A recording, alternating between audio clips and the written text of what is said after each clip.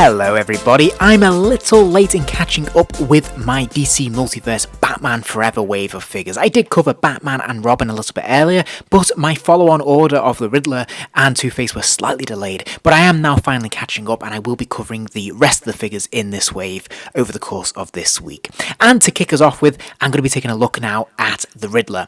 And I've got to be completely honest with you and put my cards on the table and say that Jim Carrey's Riddler is probably one of the things I despise most about this film.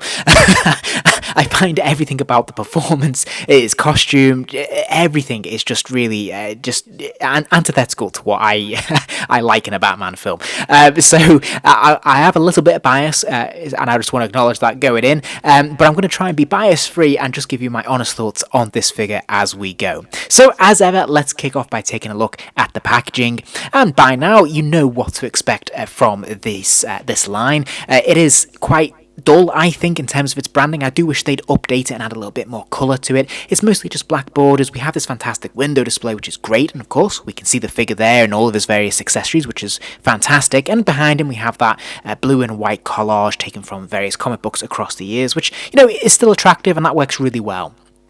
Now, if we flip the packaging and look at the side panel, of course, we can see that they've just gone for that very simple Batman Forever logo, the question mark with the bat symbol inside, which is, you know, pretty nice. It's a nice touch. It just feels like the rest of this is just a lot of wasted space for me, and I always wish they just put, say, the film poster or an image from a comic book on here to make this really pop when it stands on your shelf.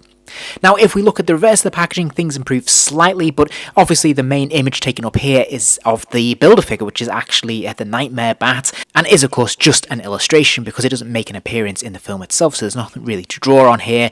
And I think it's a shame that so much space has been given over to this image, when it would have been maybe more interesting to have, say, the profile image that we can see at the bottom there of the character that you've just purchased, and maybe had a smaller image of the Build-A-Figure represented down below. So for me, this isn't particularly very attractive in terms of putting this on display. I think it's just very functional. Now, looking at the figure itself, clearly they've opted for his onesie, his cat suit, I suppose, and it's not my favourite look. I would much rather they'd actually released him in his jacket with the bowler hat. I think that's slightly more appealing than this version, but I can see why they've done this, since this was covered in a lot of the promotional images, and I suppose it's most closely associated with Jim Carrey's Riddler. But one thing I do have to credit McFarlane Toys with is their head sculpt, because I think they've caught Jim Carrey's likeness pretty much spot on, really. I think they've done a really good job, and this is kind of uncanny, and yeah, I think this works actually really, really well. Now, I think maybe the hair is a little bit too bright and orange. It might have been helpful to just dial it back a little bit, maybe have a bit more of a wash running through it to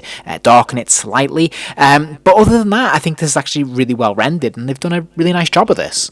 I think the body sculpt is fine for the most part, where we can see some overlap there in some of the joints, and of course they mix the textures in terms of the rubber pants that he has on, and some of those joints look a little bit unseemly. You can see obviously every line and groove here, which, you know, isn't the best look for this figure, unfortunately, because of course being in a onesie, it's supposed to be smooth, so this is a little bit distracting.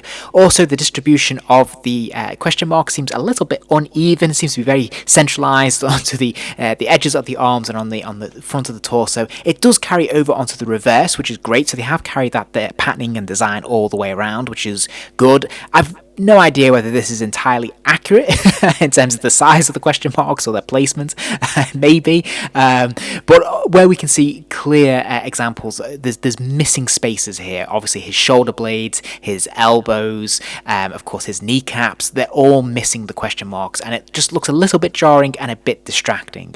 The other thing I did feel like I needed to point out is that on mine you can see there's a little bit of smudging, where obviously there's an overlap between the question mark, between the top and the bottom of the question mark there, and it doesn't look fantastic. In terms of his hands, he comes with these standard gripping hands, which is going to be helpful because of course he also has his cane, which we'll see a little bit later. Now, in terms of his feet, again, part of the unusual design of this character, he does have these moccasins. It's a cool detail that they've captured quite well, and the way they've been applied and painted and sculpted. I think these are brand new. I don't think any other DC Multiverse figures have ever had these shoes before, probably with good reason. But yeah, they've done a good job, and of course he has no problems standing or balancing on these, which is great. In terms of articulation, he's got a ball joint at the top of the neck there, so the head will spin all the way around. It will lean left and right a healthy distance as well, and of course it will look up and down. Not quite as far as I thought it would, to be honest, but there's plenty of movement here.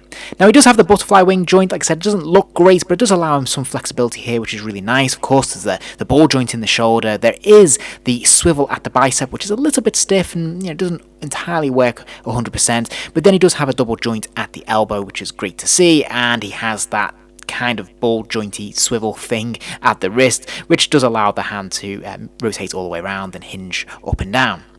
Now he's got 2 points of articulation in the chest and the waist, allowing him to spin from side to side and lean left and right a pretty healthy distance. Now the joint at the waist is a little bit stiffer than I would like, but overall we're able to get plenty of motion out of this figure, which is great.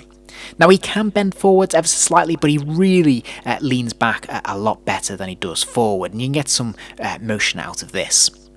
Now he's got ball joints in the hips, the legs will kick out to the side, they will kick forwards and they'll go backwards a little bit as well, and we have another double joint this time at the knee, so that lower leg will kick all the way back there, and then we have this swivel pivot thing on the foot, so the foot will move from side to side, it will sort of hinge forwards and backwards, and it will kind of rock from side to side as well. It's just a little bit awkward and clunky, but it works fine. And then finally we have some toe articulation.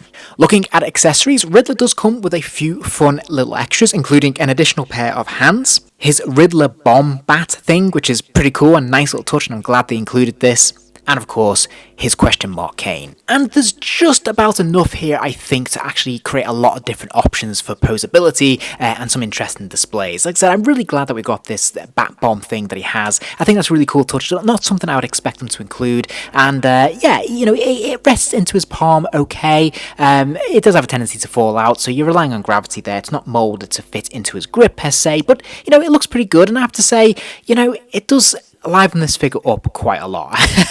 The more I pose this figure, the more I was looking at it, the more I was liking it, and even though I don't have much love for this character in the film, I actually do quite like this figure a lot. Now I really like the cane, I think that works really well. Mine's got a little bit bent in the packaging, it is obviously made of rubber, there's no washers running over this, as indeed there's not many washers running over the entire figure, but it's a nice piece, it's nicely sculpted, and it works well. You can hold it in his grip without any issue at all. So for me, I'm going to give this figure 3 stars. I think it's a really nicely well made figure, actually. I've actually been pleasantly surprised by it. I wasn't expecting much from this particular figure, and I actually like it quite a lot. I think we get some really fun accessories, and the articulation is really good. Plus, that likeness is really solid. I just wish there was a little bit more in the way of paint apps, washes, a little bit more accuracy when it comes to the some of the paint smudging we saw there as well, and a few more question marks to make this more even across his costume rather than those big patches. But other than that, this is a pretty decent figure, and I think it's worth adding to the collection if you are a fan of this film. I hope you enjoyed the video. If you did, please do consider giving the video a like. That kind of thing really does help the channel out, and it allows me to keep making more content. And if you're interested in seeing more content, remember to hit subscribe, as there'll be plenty more videos coming soon.